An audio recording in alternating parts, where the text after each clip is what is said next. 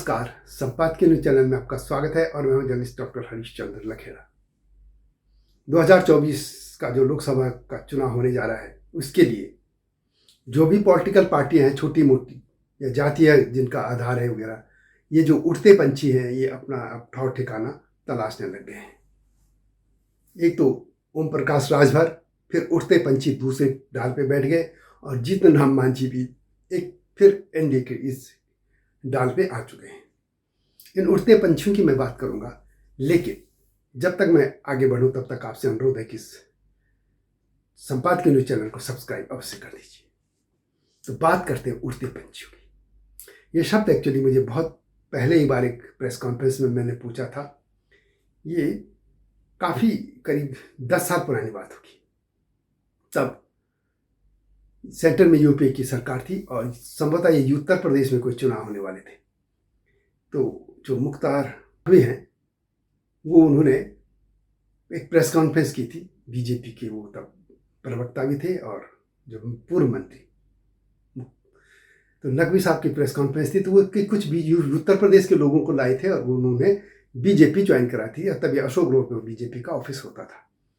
और वो जो चेहरे थे वास्तव में वो बीजेपी में ही थे, पहले शामिल बीजेपी के गठबंधन में शामिल हुए थे, कुछ बीजेपी में शामिल हुए थे और उसके बाद वो फिर दूसरे दलों में गए थे और फिर इधर आ गए थे। तब मैंने उनको कहा था कि जो आपके उड़ते पंछी आ गए हैं चुनाव के टाइम पे, वो फिर कितने दिन आपके डाल पे बैठे रहेंगे, बीजेपी के डाल पे कितने दिन बैठेंगे। तो मुझे याद है कि नकवी साहब भी थोड़ा हंसे थे। उन्होंने कहा कि अभी पंछी कहीं नहीं जाएंगे।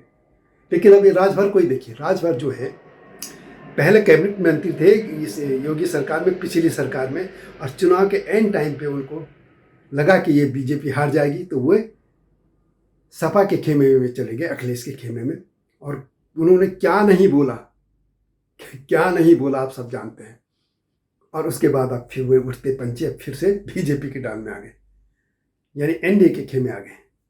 उसी तरह जीतन राम मांझी, उनका है क्या समाज संभवतः नहीं कितना जनाधार है, लेकिन वो भी अब एनडीए के इसमें आ गए हैं। माने एक उड़ते पंछी के वो नीतीश कुमार के खेमे में रहते हैं कभी, और नीतीश कुमार ने उनको सीएम बनाया था और वो उनको भी दगा दे के निकल गए। खैर, अब सवाल ये है कि ये जाति है क्या है। ये दोनों कहा जाता है कि राजभर की जो पार्टी है या उनका जो जातीय समीकरण है, ओबीसी के नेता है, उनको लगभग 4% उनकी जो जाति है उसके लोग हैं। वही जतिन राम जो मांझी हैं उनका भी दलित है वो, तो उनका भी कुछ जातीय समीकरण जो भी है वो होगा।